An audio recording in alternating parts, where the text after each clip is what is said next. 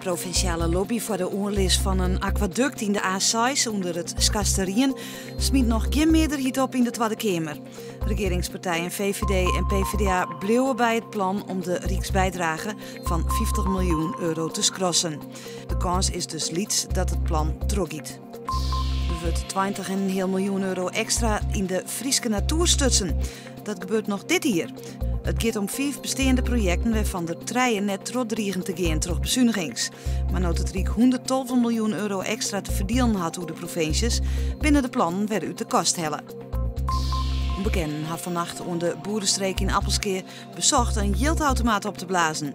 Het scherm en het toetsenbord van de automaat van de Rabobank waren uit de moren blaast. De kloes is intact bleun en er is dan ook geen geld naam. Het Antonius ziekenhuis was het wettersporters.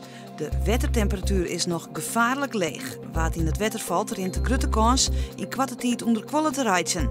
Het ziekenhuis riet mensen om nog maar even te wachten met het opheljen van de boot uit de winterstalling. Joen en vannacht hadden opkledings de oerhaan, de wind jouwt hem del en het vriest 1 of 2 graden. Morgen een soort zinnen met temperaturen om de 6 graden heen, maar een matige wind uit het noorden. Nachts weer frost.